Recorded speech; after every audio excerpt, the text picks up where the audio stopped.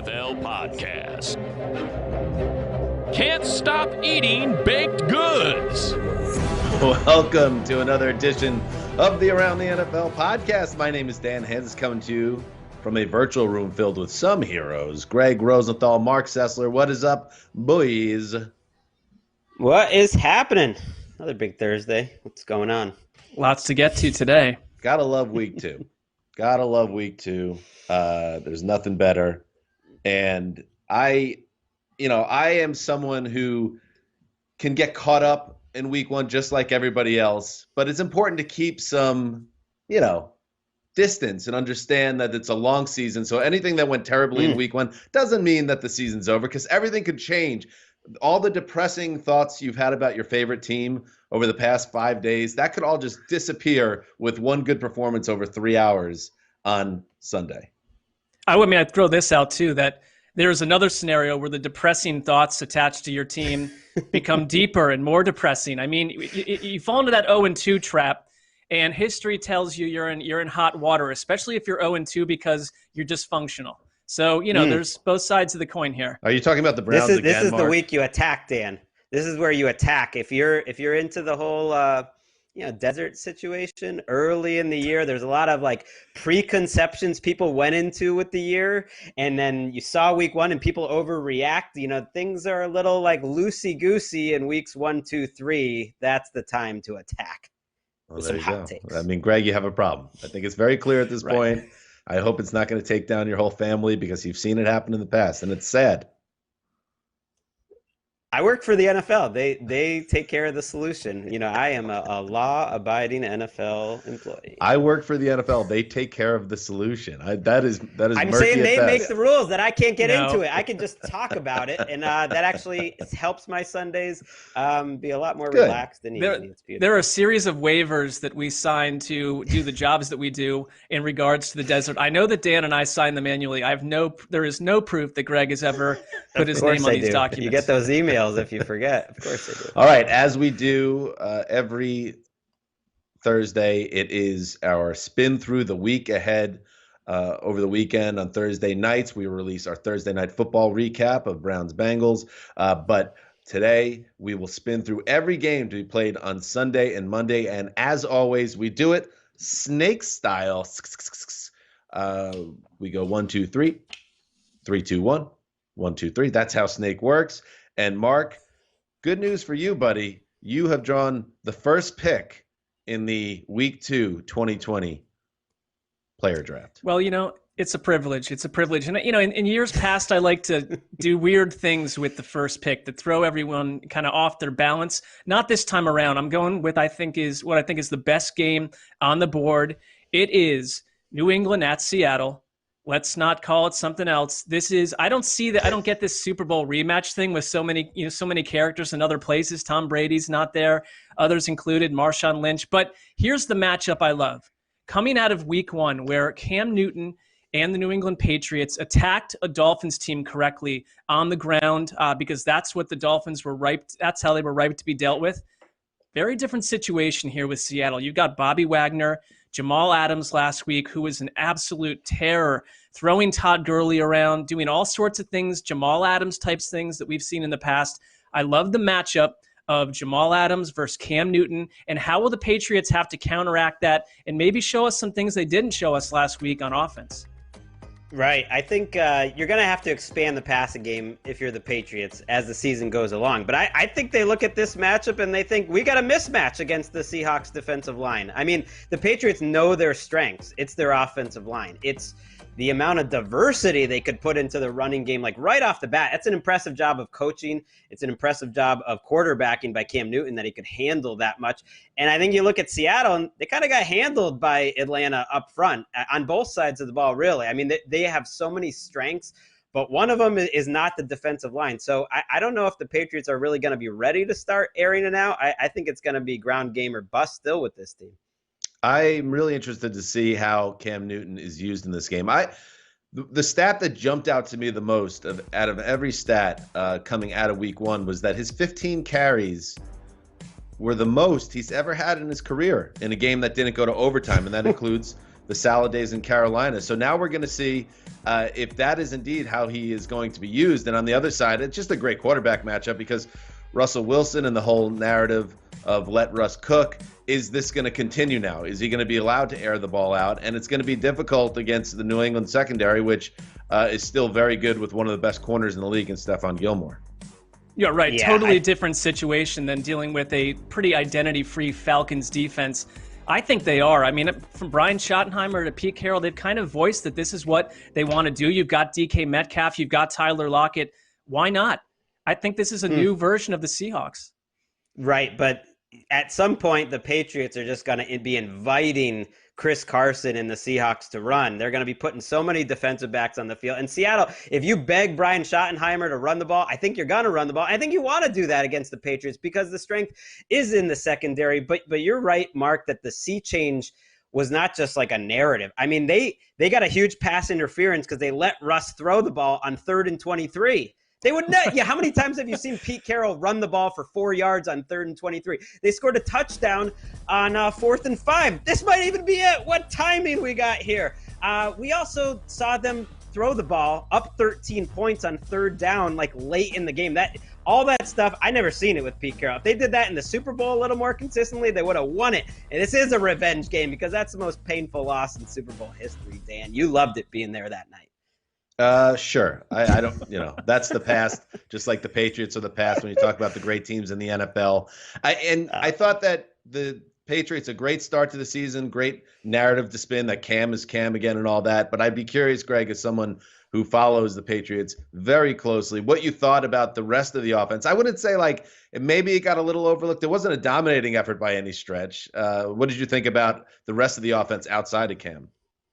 Well, there wasn't much. I mean, Edelman needs to be healthy. He's not. N'Keal Harry made a couple catches. If I could live with myself, I would lock up the Seahawks in this game because I think the Patriots have a ways to go before they totally develop. Unlike Mark, I'm never going to be picking against my own team, so I'm not going to do that. But I think this game's a little too early in the season for the Patriots to be ready to go on the road and win a game. One little nugget in this game last week with New England and Miami, the Patriots ran the slowest offense in the league. I mean, that's not a surprise because you're using your quarterback on the ground the whole time. But one way to diffuse, this let Russ cook business is you don't let him in the kitchen. You continue just to run the ball nonstop and keep, last week was a track meet, the Falcons in Seattle. I think this could take on a different form and force the Seattle Seahawks to do something a little bit different. Sounds like a lot of fun. Good pick, Mark. Nice, solid #1 overall draft pick. And now it comes to me with the #2 pick. Oh, this is so hard. I always struggle with this. But I will pick the Baltimore Ravens at Houston Texans with the 2nd overall pick. I am a little bit scared for the rest of the NFL because what we saw from Lamar Jackson against the Browns, the only facet you could pick apart a little bit with Jackson last year was some of his downfield throwing accuracy where passes over 10 yards, he completed less than 50%. That was not a problem against the Browns. In fact, he was pretty much locked in. Everything that he threw found a receiver, and he was hitting guys in stride. And if he makes that part of his game even better, I mean, that is a scary thought. So you get to see how he looks in week 2 against the Texans defense that is not dominant by any stretch, but it's also just a great quarterback matchup because Deshaun Watson, I said it on our podcast earlier this week, the Around the NFL podcast, check it out 4 times a week, that I hate when teams get sent. It's like a lamb to slaughter, that Thursday night football game in someone else's building that's the defending champion. Now let's see where the Texans and Deshaun Watson are at. It's a great QB matchup, and I think it's going to be a really good game.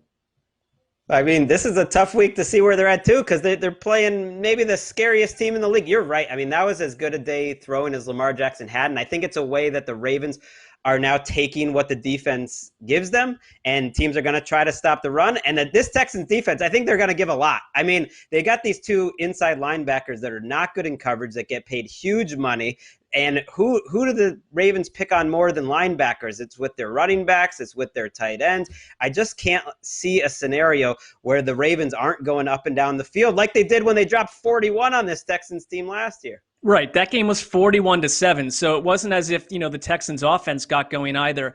I think the Texans offense, with Deshaun Watson, there's always hope. But to your point on Lamar Jackson, Cleveland tried to pressure him. They let him sit in the pocket. They went all over the place with him on play action. The results were the same no matter what they did against the Ravens. They just imposed their will. They used Mark Andrews at tight end more than they have before. I think that's a bad scenario for the Texans. And I think this is a team, the Ravens, that says, we don't care about your fantasy football squad at all. We're going to use J.K. Dobbins near the end zone. We're going to use Mark Ingram. They have so many different pieces, and they're so confident in what they're doing that, you look at that game last year and maybe it doesn't carry over 41-7.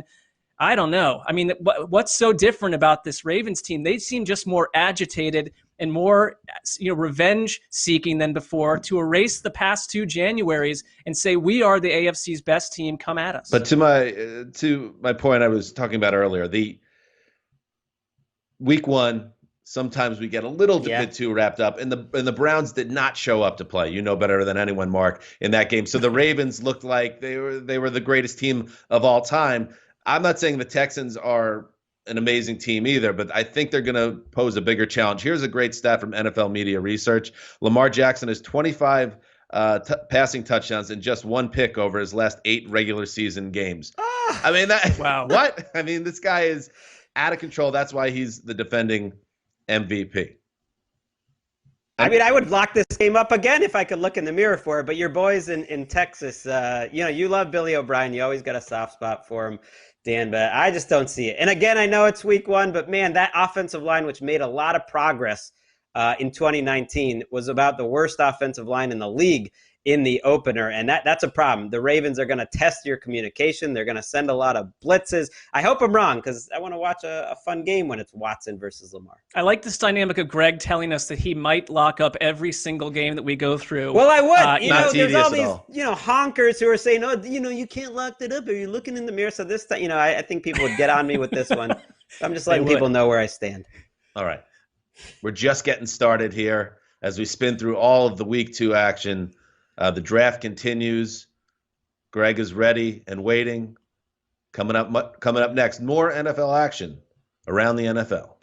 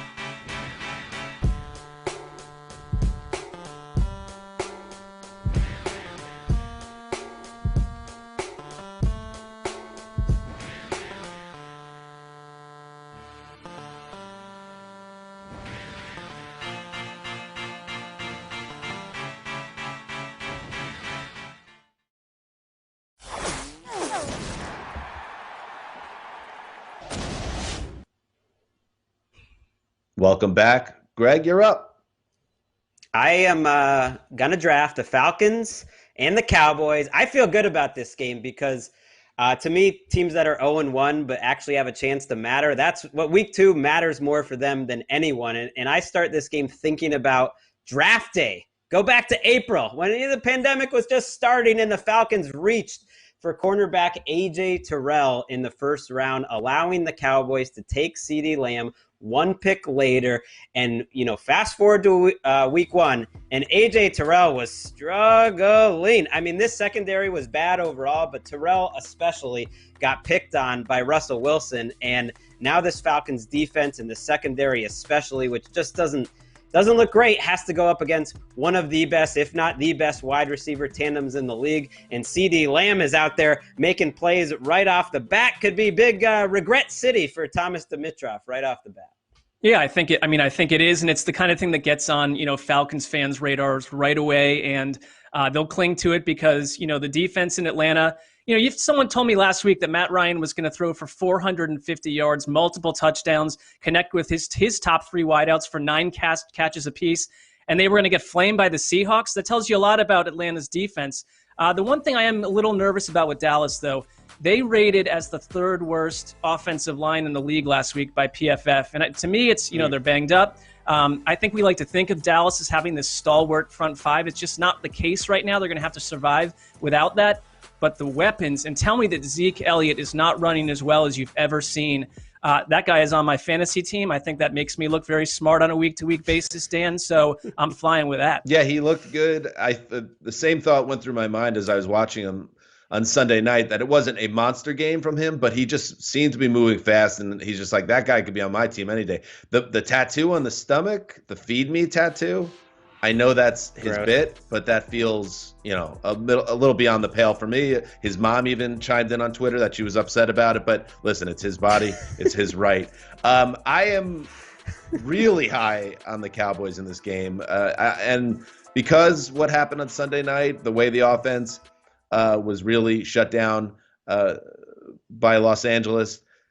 And also because I don't think the Falcons have any identity on defense. And this is a get-right game for the Cowboys. This is a game where they're going to score a lot of points. And this is what the Cowboys do. They build up expectations. They fall on their face. Everybody gets out on them. Then they deliver a monster game. People get back on the bus. Then they fall off again. I mean, it's over and over. But this is the week where they put up 30-plus points. The Falcons can't keep up on the road. And that's why I'm locking it up. I'm locking up the Cowboys here. Oh, I like it.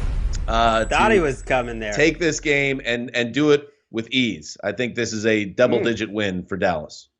You don't have Leighton Vander Esch. Sean Lee is out. I mean, your linebacking core is an issue. And, I mean, the one thing Atlanta can do is they can go up and down the field and score points themselves. So I could see this being a juicy shootout. I mean, your lock, I think, is a solid one, Dan, but it might take you down to the bitter end to find out if you prevail. I get what you're saying there, Mark. But I think that certain weeks, the Cowboys offense, which I'm still bullish about, even if the offensive line struggled in week one, will be able to just run away from their problems just by scoring a ton of points. And I think this will be one of those weeks.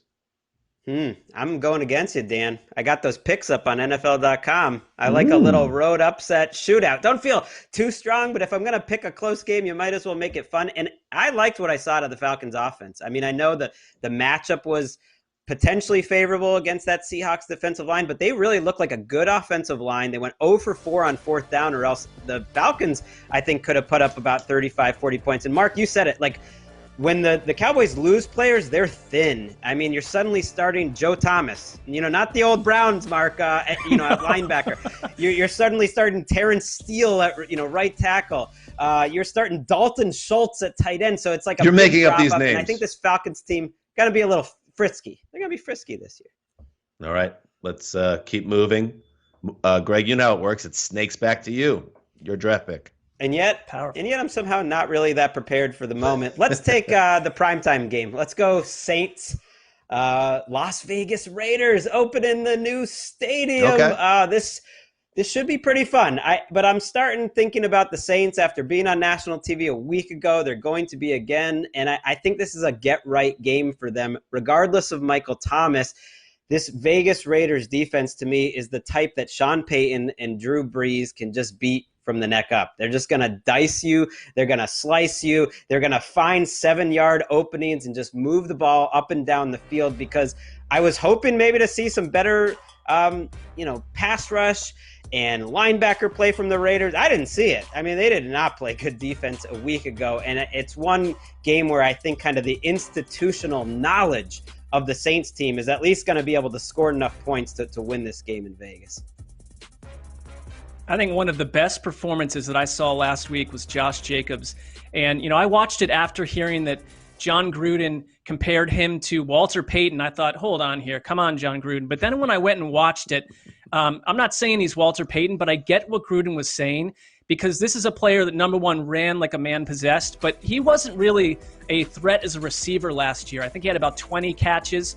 In this game last week, he was completely different through the air. I think they've got a multi-weaponed back who can do a lot. And I know on the flip side, the Bucs last week really kept these Saints at bay with 2.4 yards per rush. That's not going to be the case this week. Las Vegas is an inviting, I think, front seven to run against. We're going to get a real instant look at where this Drew Brees storyline is in week 2, because it's been a big talking point all through the week about the 270 total yards of offense and how Drew Brees maybe is finally getting old and all that. Well, let's see. Let's see how he looks in week 2. He is on the road. If you're a Saints fan, you'd rather him have a cushy home matchup. But at the same time, it's the Raiders who just gave up 30-plus points to Teddy Bridgewater, Brees' old backup, and a Panthers offense, which is good, but not, game-changing by any stretch. So I think that this will be a good test, and I do like the Saints, and I like Drew Brees with a bounce-back week because I think he has it in him, and I like Alvin Kamara, who didn't get anything going on the ground last week, but he was very active in the passing game. He's healthy. Obviously, Michael Thomas is not healthy, so Kamara is going to have an even bigger role than you would even think typically. So I expect one of those monster Kamara games, maybe over 200 yards total offense, that type of day. Yeah, keep an eye on the Raiders' offensive line, because John Gruden is making it clear he's a little annoyed that Trent Brown isn't staying in these games. And Trent Brown, to me, is kind of the key of that offensive line, almost the key of the whole offense, beyond Derek Carr, because they count on leaning on teams with that line. That's tough to do against the Saints. It's a little old school football. I like that. The Raiders are playing like 1990s, early 90s football. You got the Gruden scowls. It's perfect for Monday night. I mean, the one concern, they've labeled this amazing new stadium, and I wish we could have a full crowd there to see, people coming off the strip after being there all day long, rolling into what they're calling the Death Star in a high-octane format. But the Death Star was essentially blown up twice, so I think the messaging might be a little off there. I know that you guys don't get the reference, but it's a science fiction film from the 70s and 80s, Dan. Doesn't ring a bell. Is that the one with Jar Jar Binks? No, thankfully not. I wish that film never existed, and we've gone too far down this wormhole as it is. NFL football in Las Vegas. I never thought we'd live to see the day, and yet here we are. All right, we are just getting warmed up as we spin through week 2. More previews of the games ahead up next on the Around the NFL broadcast.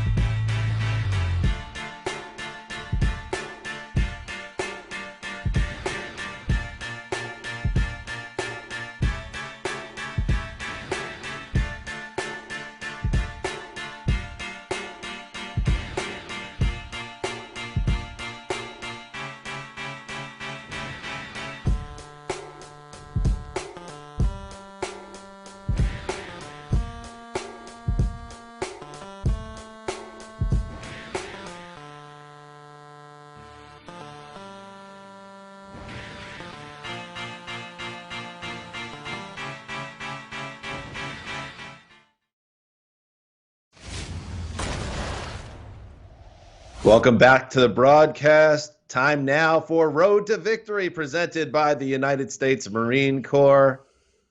The draft now heads to me, and I will choose the Minnesota Vikings at Indianapolis Colts. And I love this game. In fact, what a steal for the old Zeuser here in the middle of the draft, because these are two teams that, fashion themselves Super Bowl contenders, but look nothing like that in week one. And one of these teams is going to be 0-2, and that will be a bitter pill to swallow. So two things I'm really interested to see. One, how does the Minnesota Vikings defense look after they just don't show up against the Packers? They did not show up in their building against Aaron Rodgers, who shredded them for over 500 yards. It could have been a 50-burger if a couple of things went Green Bay's way. That's how dominant Rodgers was. It was just pitch and catch all day long against that young secondary. Without Danielle Hunter, there was no push on the defensive line for the Vikings. It was just an ugly game. So Mike Zimmer is a great defensive coach. They have players on this roster. I expect a better effort here. And on the Colts side, everybody knows what happened. It was the biggest upset of week one. You lose to the Jaguars, who we thought were in tank for Trevor mode, and Phillip Rivers does the Rivers things, which he throws ill-advised passes, allowing an inferior team to defeat his team. So how does he bounce back from that? This is a really interesting game. Dan, I'm with you. This game is that I'm a little annoyed because I was going to pick this. We do this snake draft where I go like 82 picks with no selections, but you've done a good job here. I mean, you look at that Jacksonville game, and the Colts ran 20 more plays than Jacksonville, had 200 more yards. I love the idea that Jonathan Taylor is going to get a lot of work in this game. He had a couple plays against Jacksonville, a catch and near touchdown that showed his speed. He is a phenomenal young running back. Can't wait to see him. And for me, I mean, the Vikings defense, can you handle a number one wide receiver? You had a 7-3 lead that turned into a 22-7 deficit in the blink of an eye. And that is why I do believe the Colts are a playoff team. And our producers know what's coming. I'm locking this game up. Oh, no. He did it.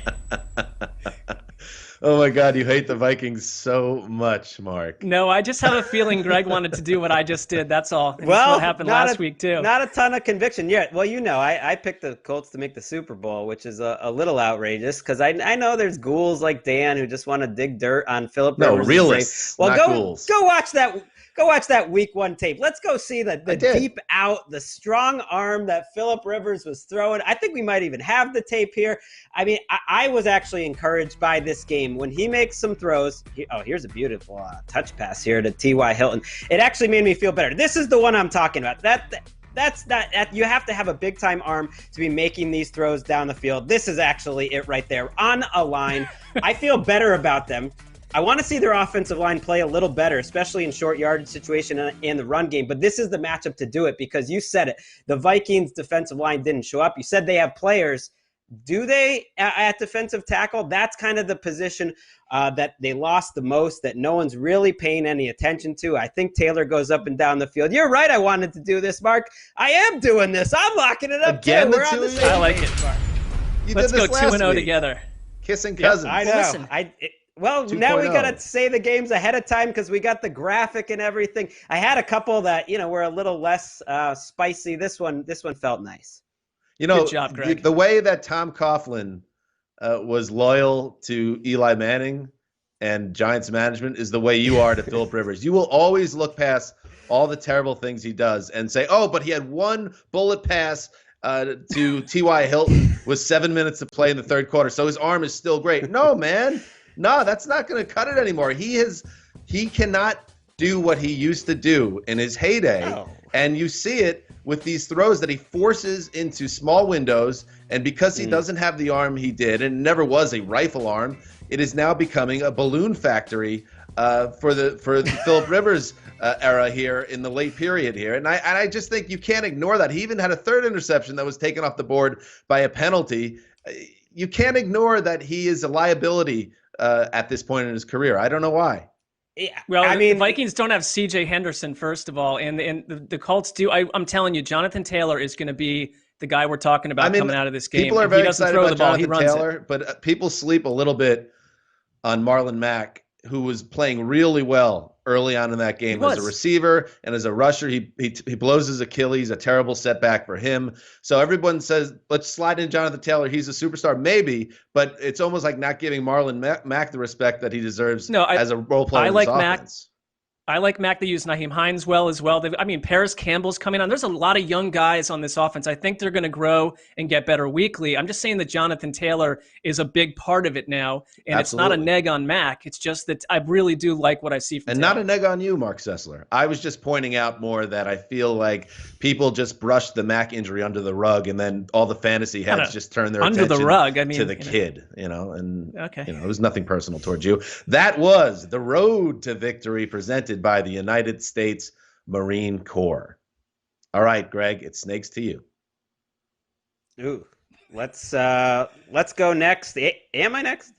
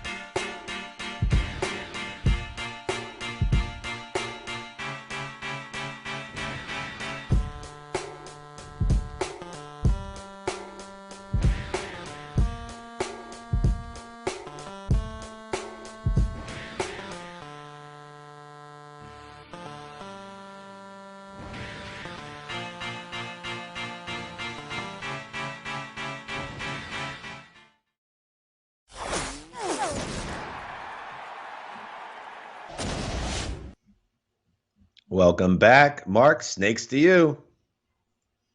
I already know where I'm going here, and I think it says something that I'm picking one team that, as a Browns fan, destroyed my childhood, thanks to John Elway, and another team that continues to destroy my football Sundays in the Pittsburgh Steelers. But this matchup is just a little too juicy to pass up after what I saw on Monday night from both of these teams. I look at Denver, and even if they were to lose to Pittsburgh and they were 0-2, which at a time when we can write certain teams off, the way that this offense is starting to, what they're showing me and where they are right now and where they're going to be when a guy like Jerry Jeudy and Noah Fant, but especially Jerry Jeudy, comes into his own. I saw a star player on Monday night. I know there were some drops, but I think we all saw the same thing. A completely different type of wide receiver who completely jumps off the page. This is a tough test. Pittsburgh's defense looks absolutely it's monstrous. And the front and the seven and the TJ, what TJ Watt can do, that to me, I don't love that for Drew Lock, and I don't love Denver's offensive line, but I just want to see how they handle the strengths of both teams here. And, Big Ben looked great. So I think we're looking at, I wouldn't be surprised if these two met again down the road in the playoffs. I want to see where they are in week 2. I really believe in Denver as a late season sort of berserker type operation.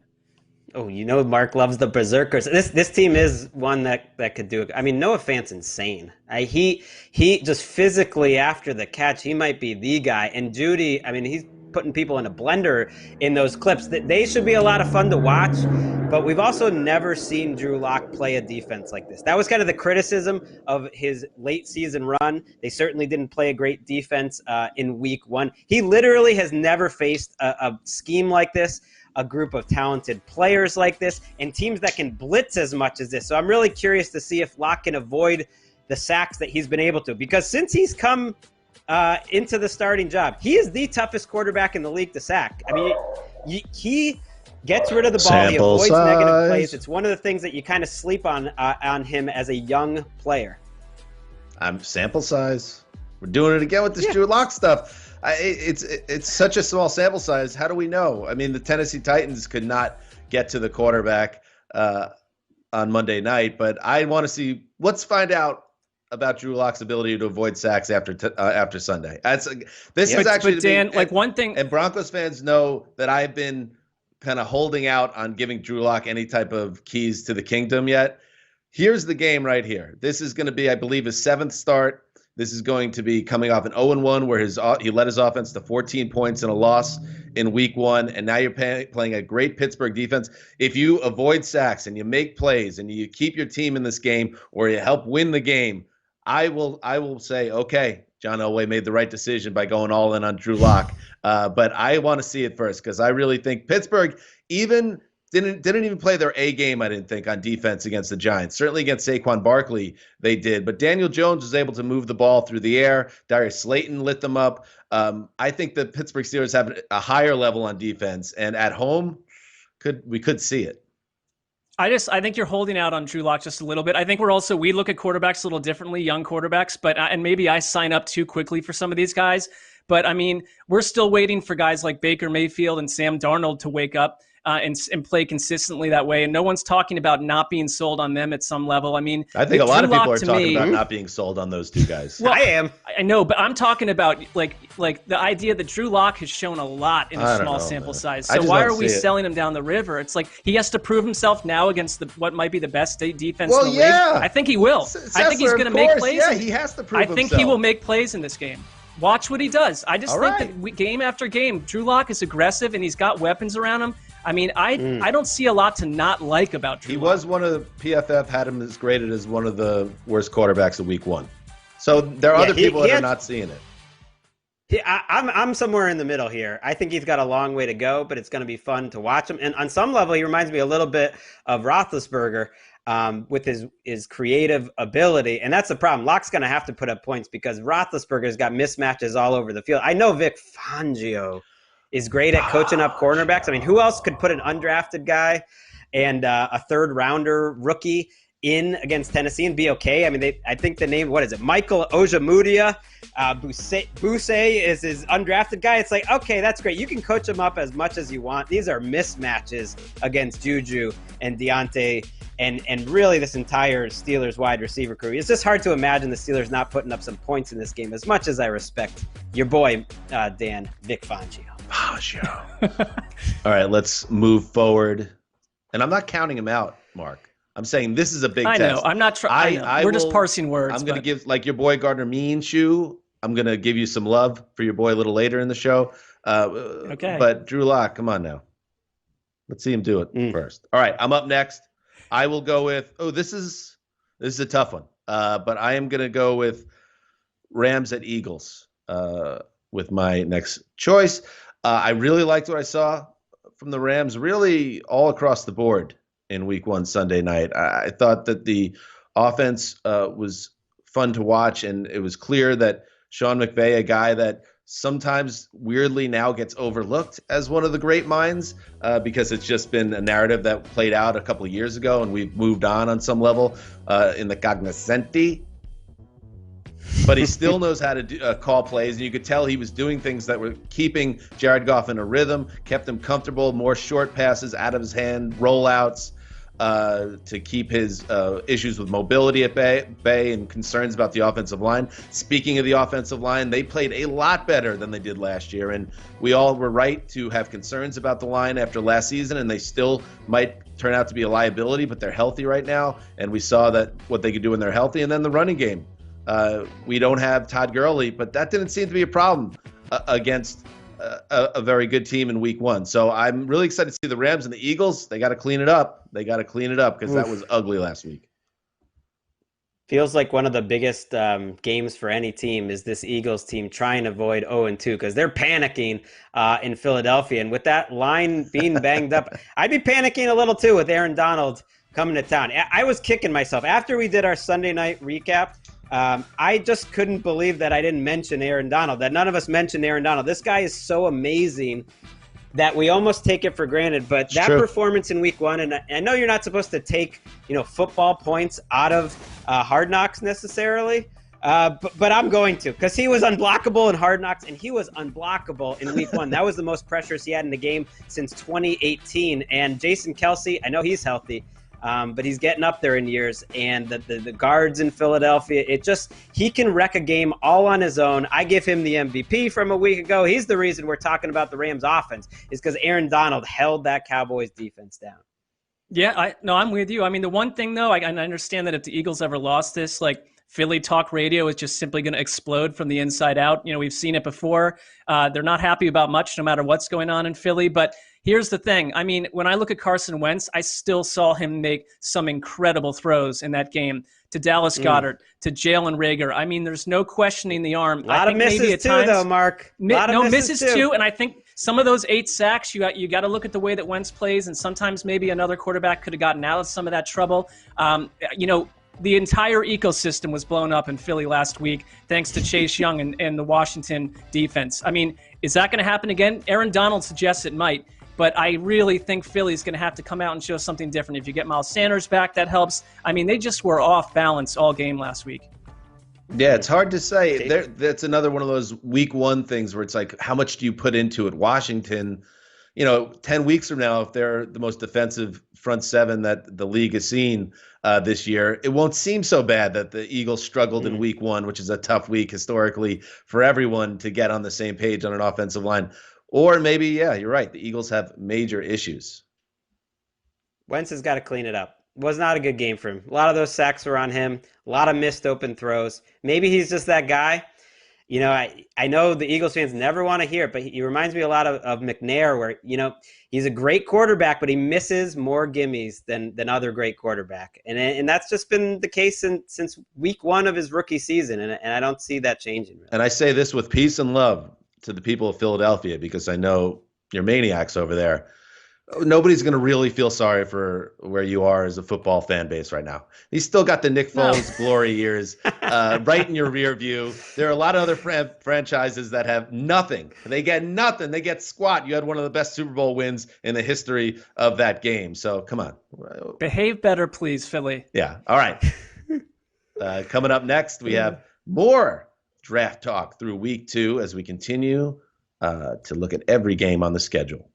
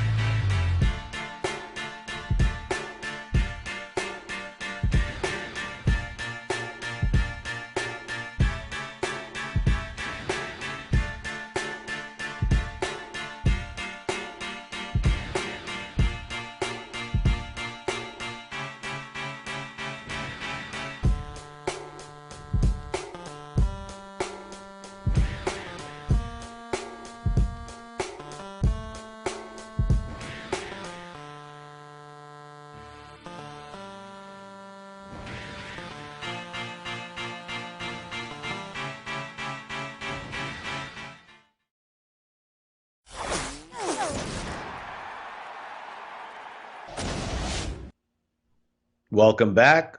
Mark, your pick. All right, well, I'm going to go Washington and Arizona. I really enjoyed watching the Cardinals last week. And you know what felt good about it? It's this team that could have been a disappointment after being pumped up month after month in the offseason. People thinking that Kyler Murray was going to make a Lamar Jackson-type leap.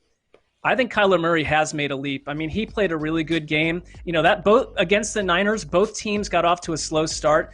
But then the DeAndre Hopkins chemistry came into play. And I know we spent all summer saying they didn't practice together, didn't have a camp together. It just didn't matter. And we spent all summer saying they play 4 wide receiver sets left and right.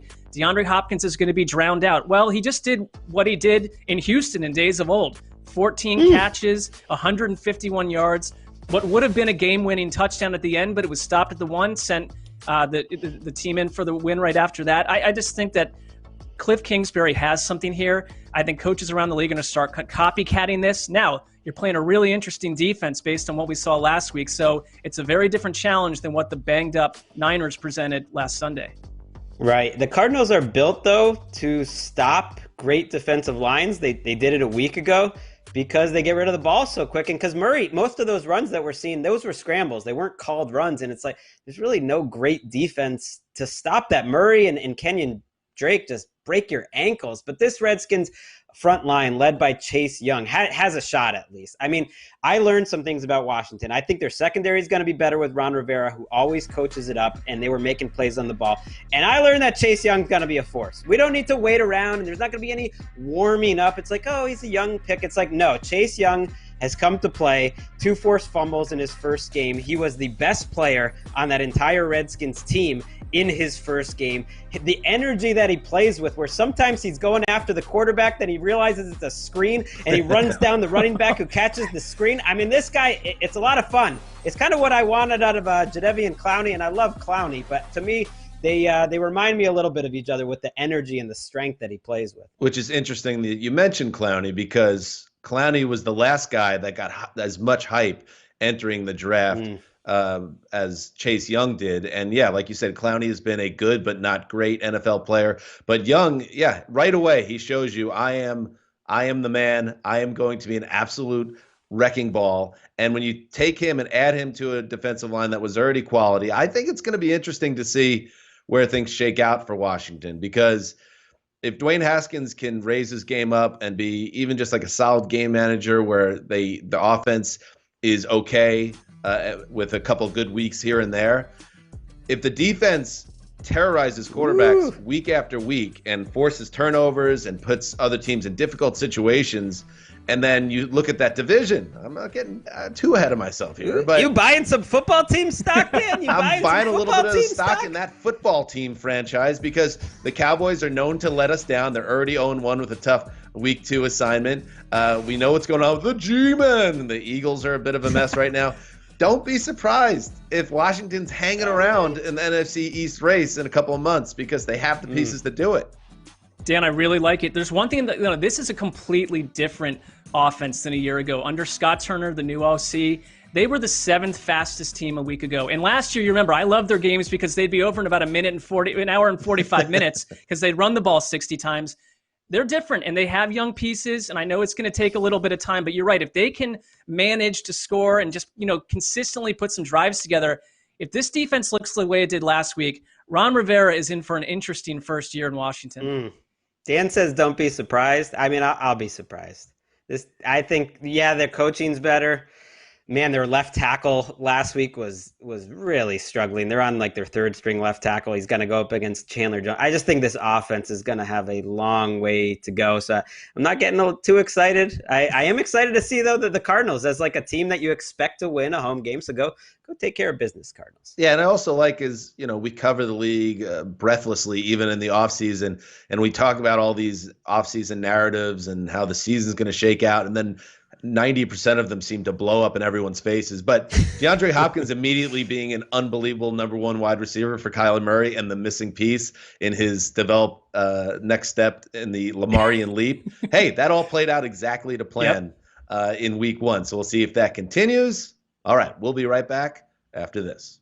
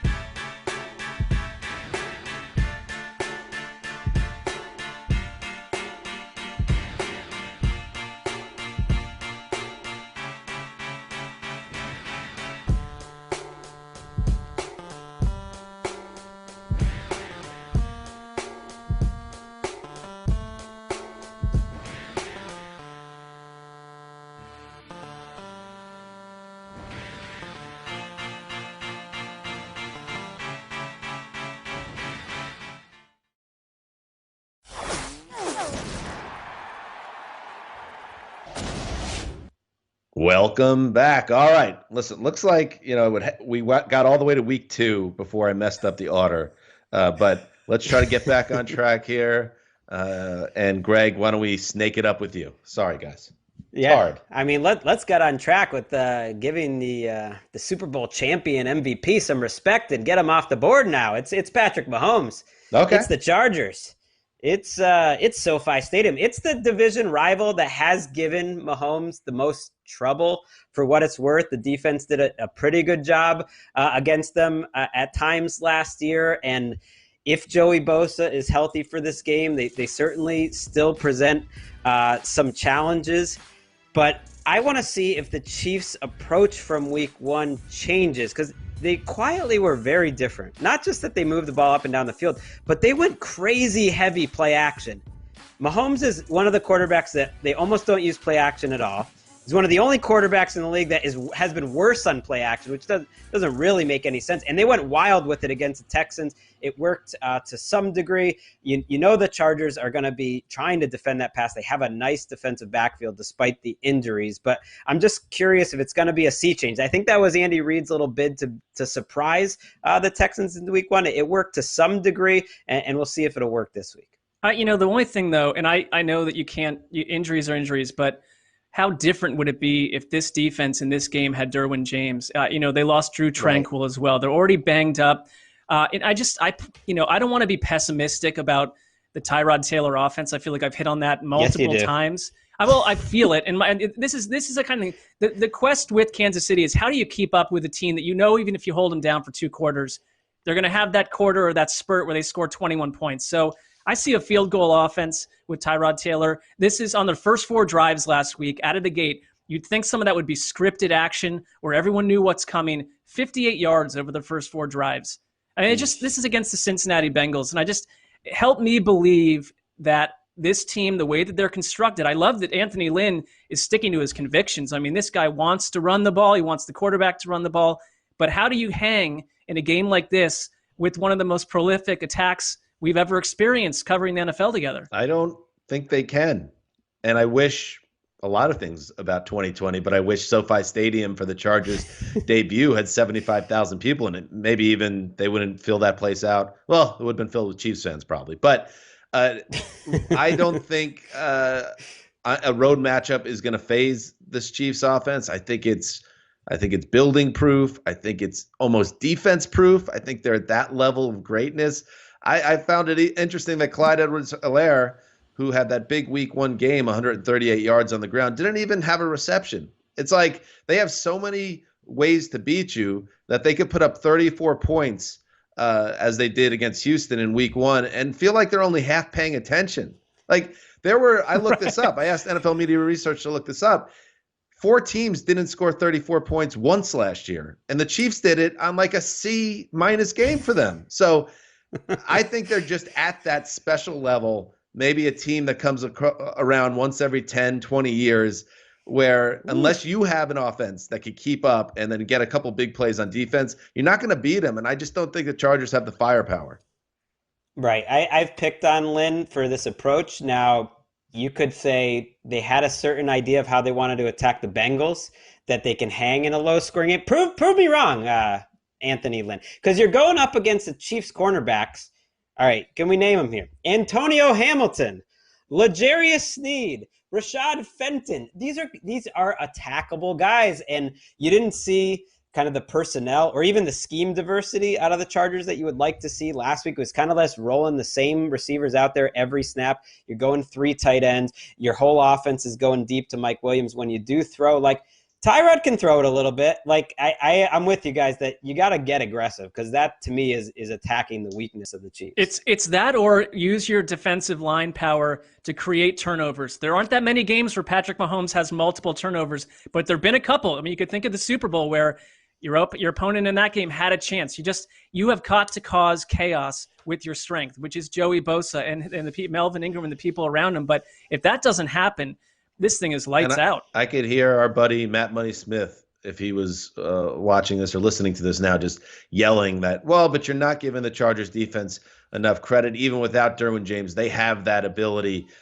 Okay, I just think the Chiefs are a 1 in a million type team that even if you have a very good defense, if you're not simply great, I don't think you're stopping them right now. Well, maybe we'll be wrong, but all right. Good thing is we know Matt Money Smith is not watching this or listening, so we won't have to have that conversation with him. I'm certain. I think you're right, Greg. It's Snakes. Back to you. Okay, the fans didn't think I was gonna go Bills Dolphins right here. They're saying it's a reach, Rosenthal. They're wrong. They're saying that you hate the Bills too. Fun. That's what they say. Well, that is so not true. The Bills are certain of it in Western New York. I don't believe in Josh Allen long term. The Bills fans are coming after 1 week saying, "You believe in him now?" You got Span. No, I mean that game is a game we've seen out of him. I do believe in Brian Daboll though. And I do believe you can play an offense around Josh Allen's strengths, which they're no longer letting him throw the ball intermediate or deep at all because he misses. It's all short stuff. You can't do that forever, but it was working. The scheme got him open. And they spent the whole offseason saying, okay, we're not going to run Josh Allen anymore. That was such a fake out because they ran him more in that game than they ever have in terms of called, designed Josh Allen runs. And you know what? I love it. We've said on this podcast a lot that I think in a best case scenario, he's a poor man's Cam Newton. And that's what he looked like last week. Poor man's Cam Newton. I thought it was. Well, and also if you're the Bills, you look at what Cam Newton did to the Dolphins and the way that Cam Newton had one of his better days, and why not just do the same thing? And I think Brian Daboll doesn't get enough credit for being a really pretty creative offensive play caller who will switch things up. He really did down the stretch last year. He played with pace a lot with the Bills that helped Josh Allen. I think you're right that they're taking away some of those throws that caused him chaos a year ago. Miami has way more pieces on defense than they did in 2019, but I still think they're attackable. And I mean, if Buffalo were to lose this game, we'd have to look at it as a thunderous upset in my book. And I mean, I've been kind of tracking Zach Moss and Devin Singletary. I think this is going to be the Zach Moss hello to the world game, where if you have him on your fantasy team, you might think, it's time to start thinking about starting this guy because he's a little bit of a red zone.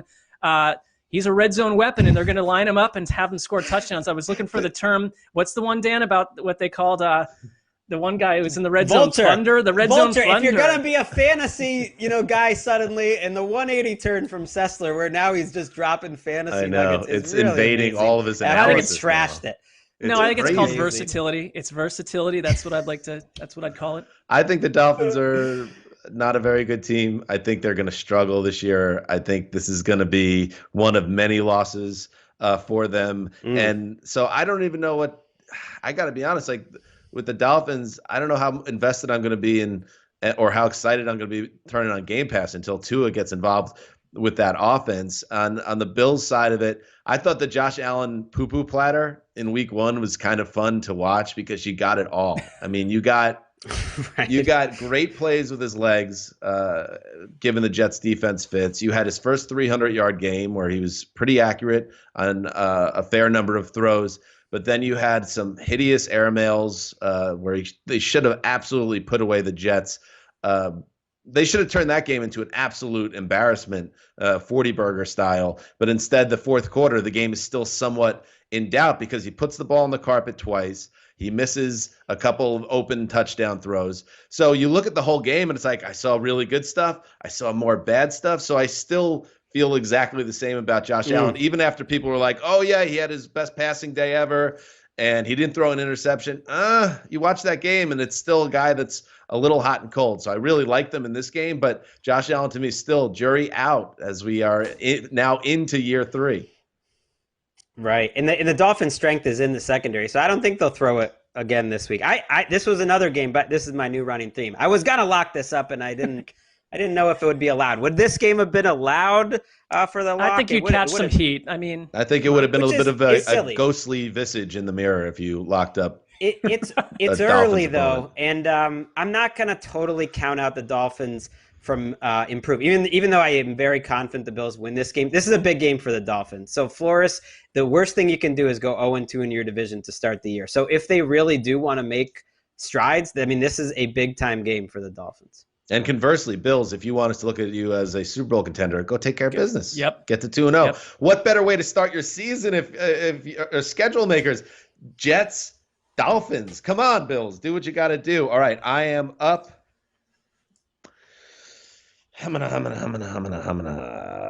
Let's go. Yeah, I get to watch Aaron Rodgers again on Sunday. I'll do that because I did that last week, and I had the time of my life because Aaron Rodgers was a beautiful thrower of the football and just ran that offense with great precision. So we see if that is something of an anomaly, and he goes back to being the overly cautious guy that kind of gives you fits, as we saw the last 2 years, or if this is really going to be a thing. And it seems like the script is set up for it to go down again because he's at home and he's against the Lions. And I don't even know where the Lions are at. This is where you really need good head coaching. I don't know if the Lions have good head coaching. When you lose a game in the fashion that the Lions lost to a division rival in week 1, the way they blew the lead to Mitch Trubisky, of all people, in your building, and then DeAndre Swift, this guy that you're so high on, has one of the most egregious, gnarly drops that I remember in a regular season game that literally cost his team the game. Like, how do you bounce back from that now against the defending division champion? So it's going to be gut check time in week 2 for the Lions, and Aaron Rodgers' show continues for Green Bay. If I were the Lions, and if I were Darrell Bevell, I would get Swift involved right away because I think he's a key part of what you want to do on offense down the road here in Detroit if you're going to do anything.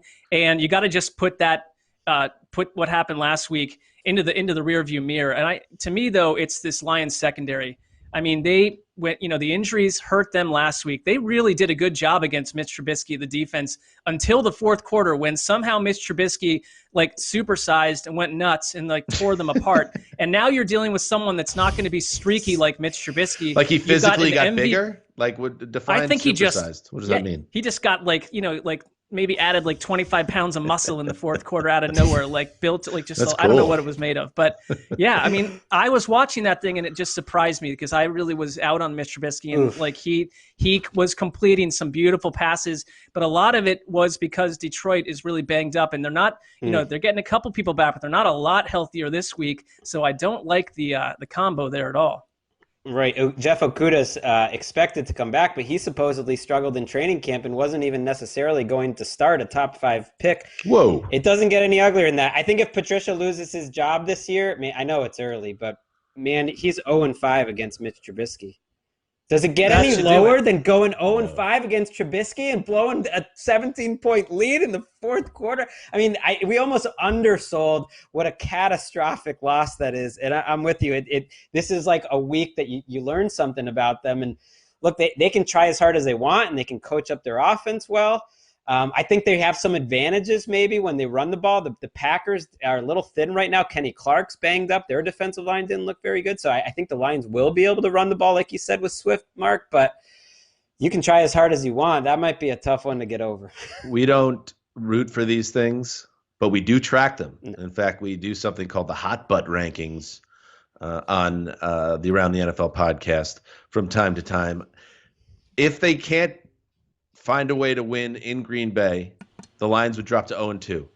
Then they're back on the road in week 3 at Arizona. Another very tough game. Could be 0-3. Then they come home to face the Saints, one of the true juggernauts of their conference. And then the worst part of this for Mr. Patricia, bye week.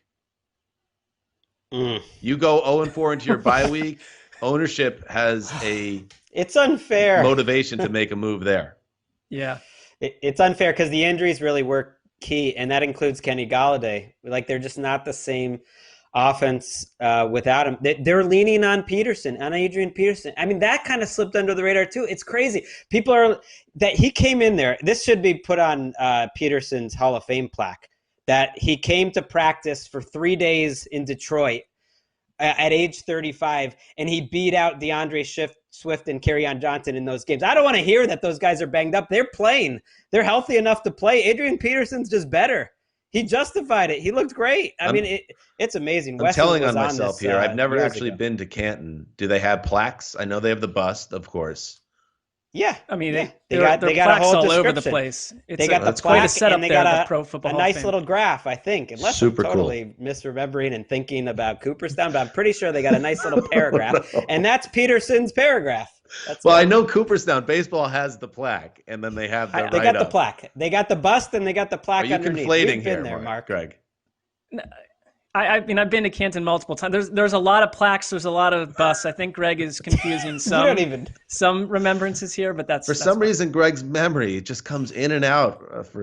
I don't know. I don't it's know just why. like that. My mom's like that too. Yeah, I know what you're trying to say, but it's just genetic. Okay, sure. Mark, you're up. All right. Well, I love where I'm going here. How does this game still hanging around? Carolina at Tampa Bay. Okay. A lot going on here. Number one, Tom Brady. Nice value add. Last week, you like the pick or you don't like it? No, it's a good value add for your roster. Yeah, I think it's, I got the weird first overall pick, so the second time I'm picking, you're already in hot water. But I like this one.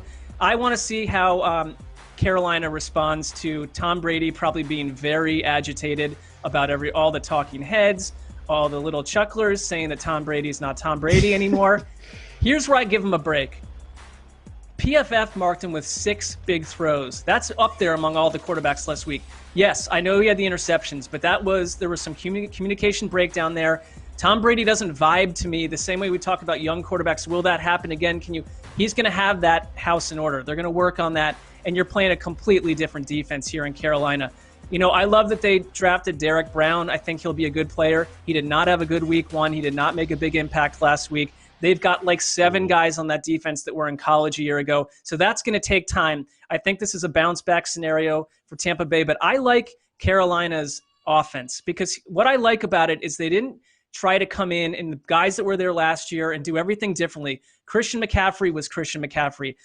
Matt Rule told us, when he was on our show that he has a relationship with Robbie Anderson. I know that Robbie Anderson doesn't know if it's a bear or a panther that's dancing around in the end zone. I get all that. But Robbie Anderson was productive last week, and I think that he's a good part of this offense.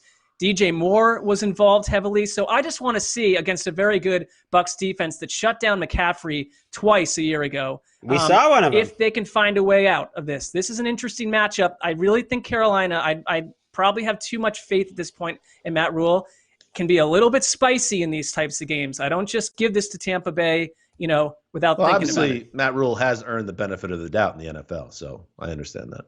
I know you will not like him until he has maybe 2 or 3 Lombardis on a shelf somewhere. Had a nice week 1. He did. Got to admit that, Dan, right? Sure, they were competitive. Yeah, that was good.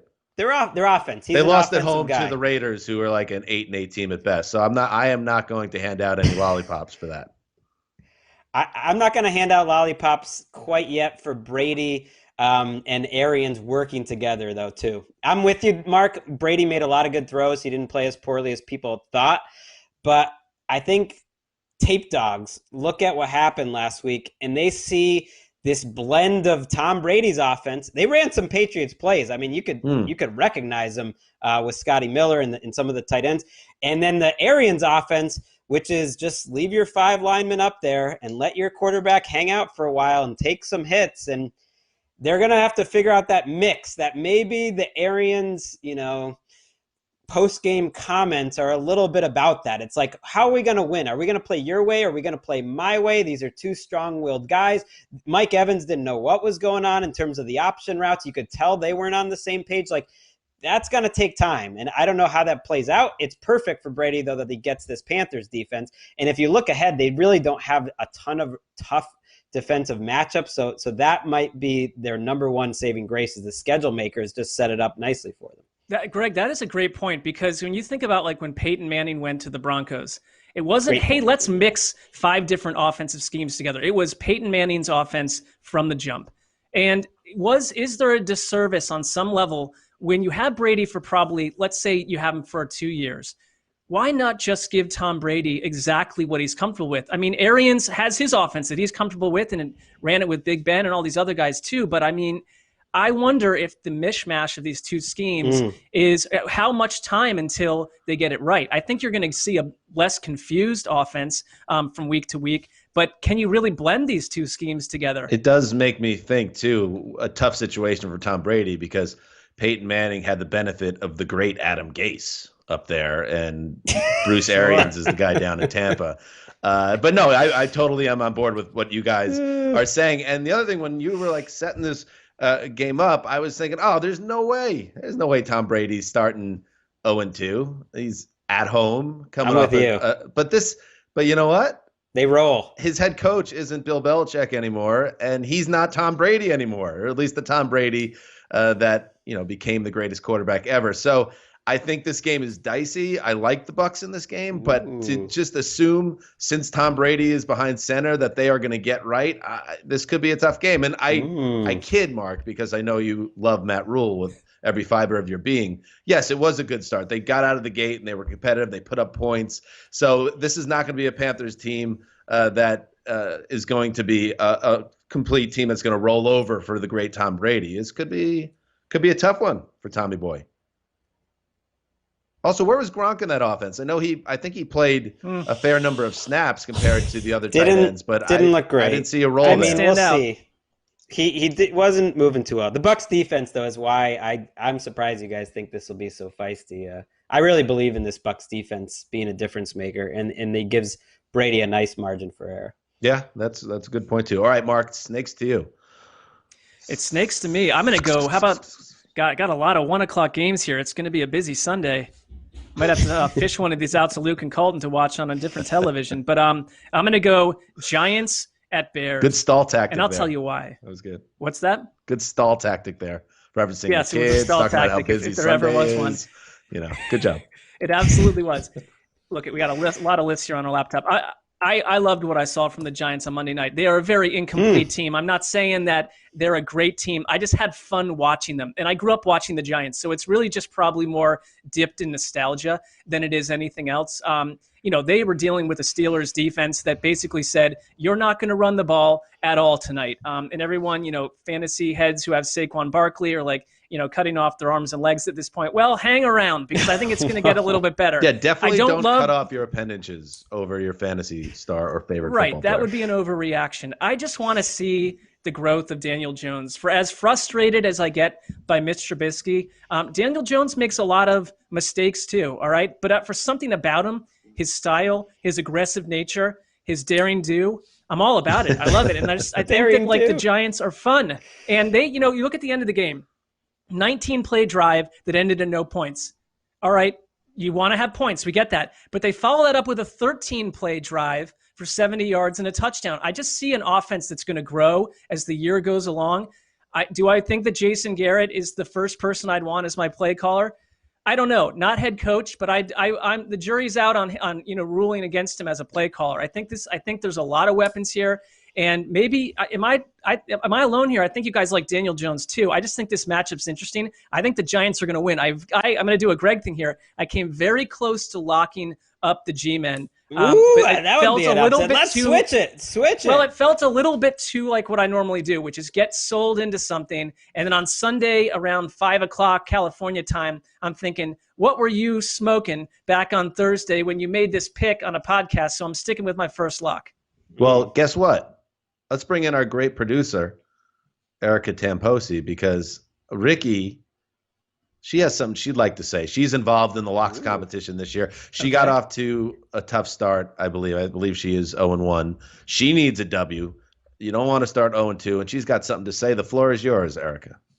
Mark, I'm going to do your confidence for you, and I am going to lock up the Giants. Love it! Because I think, the Bears really struggled last week until, Trubisky got hot.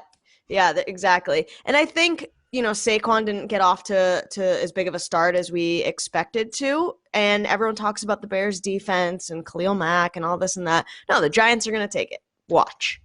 I picked them too. I agree that the offense, the fact that they hung in that Steelers game, and I know that the Steelers were clearly the better team, and the game was kind of decided by the time you got into the fourth quarter.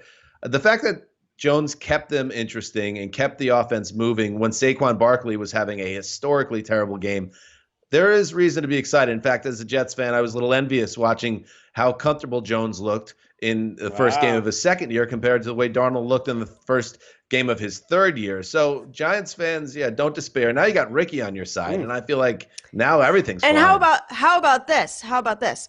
Everyone talks about the Giants defense. Like, is there any kind of major, stars there? They were confusing Big Ben for a lot of that game. So, and Trubisky is not Big Ben. I think so. I think that they were putting a little bit more pressure on him than we would have expected the Giants to do. Okay. So Trubisky is not Big Ben.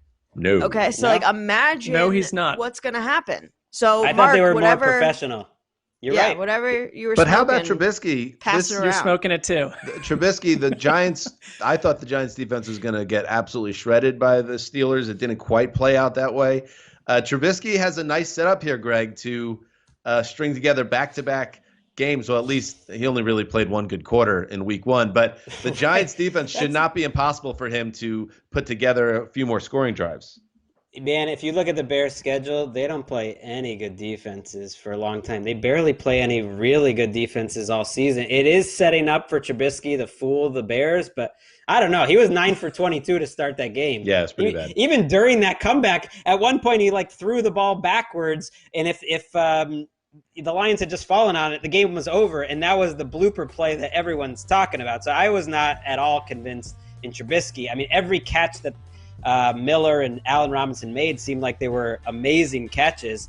And I thought it was interesting, if you listen to Joe Judge this week, some comments he made about Danny Dimes. Man, he loves him some Danny Dimes. He said he loved how he stands in the pocket like a man. I mean, that's a Joe Judge comment. He likes people acting like a man. And he pointed out, I think that if you look at the all-time greats, what they had around them early in their career is a commonality. He was kind of saying, well, we don't really have that yet. So, I'm going to give this dude a break because I think he is special. And it was an interesting thing for Judge to say. He was almost admitting that they're not there yet. But I'm with you, Ricky. I do the game picks, NFL.com game picks. I took the Giants too, so we're all in the Giants. All right. Thank you, Ricky. Coming back. Great to see 1-1. Lock it up. All right. We move on. It comes back to me, I believe. And I will do everyone a favor. I will take the San Francisco 49ers at the Meadowlands to face the New York Jets. And, this is one of those, it's turning into yet another Murphy's Law season for the Jets. In addition to having all their problems personnel-wise, head coaching-wise, now they're super banged up. Le'Veon Bell moved to injured reserve with a hamstring injury, so we won't see him till week 5 at the soonest. Jamison Crowder's been out of practice this week with a hamstring. And if they don't have Crowder, if they don't have Bell, if they don't have Denzel Mims also on IR, this idea of Sam Darnold having any chance of success, I just don't see it. And he played terribly, Darnold, in week 1. On top of everything else, he missed throws, and he did not make the right decisions, and he did the type of boneheaded mistakes that need to be out of his game by now. But again, it's I don't know how you expect him to be better when Chris Hogan is on the outside. Chris Hogan picked off the street. Oof. And I said before the show started today, I honestly think, because I played softball with Greg a couple of years ago, and he moves pretty well for a man deep into his 40s, I think that Greg would do better getting open in the slot than Hogan could on a football field at this stage. And so the Jets offense is not going to score a lot of points, and it's a perfect setup for the Niners, who it's not easy for a West Coast team to fly east and play an early game, which is what's happening here. But, I mean, come on, Niners. You are the defending conference champions. You got humbled a little bit in week 1, and I know you're dealing with your own injury issues because your quarterback, your golden boy, Jimmy G, went up high on George Kittle, and it gave him a sprained knee. So we don't know what's going on with him. Their wide receivers are still banged up, of course. But you're the Niners. You should swallow up this Jets team with your defense and then make enough plays, find a way on offense, and just get out of Jersey with a 27-10 win and then get everything back on track. There's no excuses here for the Niners. No excuses at all. I would like to see Greg get jammed at the line of scrimmage by Patrick Peterson and see how I open would he love gets that. down the field. But beyond I mean, that was I the mean, nicest thing Dan's ever said to me. That short area quickness, he's right. I'm gonna be, rocking those feet. I don't know what you say. They just moving quickly. No, you I got love it. You had it right when you said I'm going to be rocking those feet. I won't take it away from you, but think of a different word. Oh my god. I think this is a big game for Raheem Mostert. Like he had a couple big plays last week. They've got a lot of good backs, but keep it simple. I mean, you're really banged up. If I'm the Niners, I'm with you, Dan, that there's no excuse not to. None. There's no excuse. And my one concern about Sam Darnold, and it's overt and it's obvious, and it's the same concern I have about Cleveland's quarterback and a lot of young quarterbacks that get to year 3, you're not seeing a lot of progress. It's just the mismanagement around him, and I just wish we could have a cleaner look into how he's being treated week to week and coached, because you really want to see growth, because there are these moments from Sam Darnold, and it's streaky, but he'll have it. Sometimes it'll be like 2 games in a row where everyone's back on board because he can do everything that you ask. But then it goes away. And so I think some of that is coaching, and some of that is getting, building confidence. None of us are quarterback gurus, but, when you watch a player make a leap, a lot of it has to do with the ecosystem around him and the coaches and the people in his ear and just the schooling going on along with the physical skills that he has. So the concern is what's going on around Sam Darnold. And that's why I said it's Murphy's Law, because in addition to the questions you have and everyone has about Adam Gase and is this rebuilt offensive line going to take, then you just get the Jetsy stuff, which is Mims, Bell, and Crowder all banged up. It's like this was not a team that had depth to start with on offense, and if you take them all out of play potentially by week 2, well, how do you learn anything? Right. It says everything that Hogan stepped off the street right into playing every snap, but you want to see better instincts out of Darnold, and maybe his head is just scrambled, but Baldy had a great breakdown this week where he's on the run on a play and he's got a receiver deep, and that's just the scramble drill. And you haven't seen Darnold create as much as you would hope when he is on the run and when things aren't going well. And then you get to the stuff that you mentioned, Dan, which is coaching, which is like they're taking delay of games after kickoffs. They're like running screens in the middle of the field with no timeouts with 20, 25 seconds left. And to me, that is more coaching. You can't put that on a third-year quarterback. It's just where they don't look organized. Like you want Darnold to take control of the situation, but that's ugly, and that can't continue, or else, we see Greg Williams as the head coach of this team. I think they got a chance in this game. I mean, let's not undersell the 49ers injuries. They're missing Richard Sherman. They might be missing a killer Weatherspoon. They're missing Ayuk right now. D Ford looked like a shell of himself when he was on the field last week, did not play well. Like, they are banged up too. So I think the Jets have a little bit of a chance here. We'll see. All right. We have one more game, according to my calculations, and Greg, you're picking it. All right, I got the old Jaguars Titans. Kind of deserves to be last. Better than in years past. Yeah, well, Maybe. The Titans to me, they'll be a special defense when I see it. I don't believe that they're a difference maker on defense, and that's why I think the Jaguars, who played efficient football last week, are going to be a problem for Tennessee in this game. This is one of those games. The Rainmaker is tempted to come out. Oh, I don't know. Should he just do it? I guess why not? I'm just saying I like the Jaguars to keep this game close. I am surprised that the Titans are being viewed as some big-time juggernaut favorite in any situation. I don't think they've earned that. They're sloppy last week. They were a 9-7 team a year ago that caught fire at the end, but on balance, they were a 9-7 team. And I think your boy, Mark, Gardner Minshew and Jay Gruden could be a perfect pairing. They could be so good that it's going to make them think we should keep these two together. I loved what I saw out of them last week, and I think the offense that Gruden runs, can't Minshew just be a better version of Dalton? Or even maybe a similar version to Cousins, but with a little more athleticism? I think he can, and I think this is the offense for him. Yeah, the one thing that I noticed from Minshew, and it was happening early last year, and you were thinking, is he just not having to think too much because he's in there and he's so raw that a lot of times he uses his feet to turn a negative play into a positive? I think it's a legit trait of his. And I know that if you look at that game, part of it is that Phillip Rivers is accountable for throwing 2 interceptions pretty deep in Jaguars territory. So 2 of those, some of the scoring for Jacksonville was short field stuff.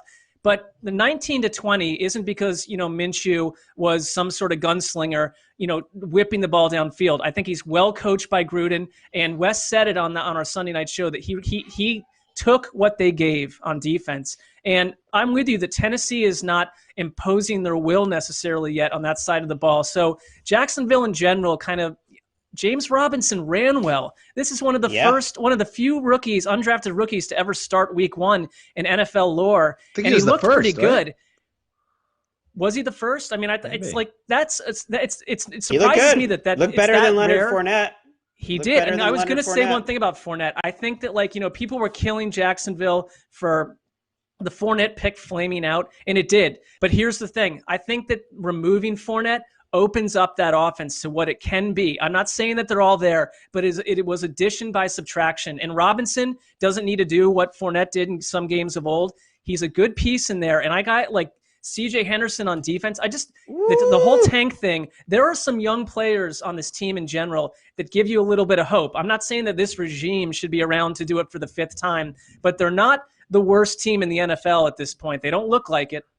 Mark, I have something to say. I've been a little slow to come around on Minshew. Part of that was, as you like to say, Twitter middle school was a little bit annoying, quite frankly, last year, and the love affair with all the moxie and the do-rag and the hair split down the middle and the mustache element of Gardner Minshew, and we look past what was a pretty hot and cold first season. But I love the Andy Dalton mention there, and the fact that it connects directly to Jay Gruden, who used to coach Dalton. I feel like, for me personally, I'm raising the bar up for Minshew as just this novelty guy to someone that has like a Dalton type ceiling now. And I know that ceiling's probably not a Super Bowl ceiling, but a guy that in the right setup with the right coaching, he plays differently than Dalton did, and he certainly has more charisma than Dalton did. So he's more exciting, and that's why he's a huge fan favorite. But he's a guy that you could win games with. And it's not just this fluke about the way he looks and the things he says and the sound bites. So I was really into the way he played, and I think it's sustainable with Jay Gruden there. Not 19 for 20 every week, but I get it. If you're a Jaguars fan watching that game, it's like, oh yeah, forget about this tank for Trevor thing. Let's see how this plays out with Minshew. Well, and so the Minshewians, Dan, we'll take what we can get, and I honestly appreciate that. That's an honest appraisal. And here's the thing.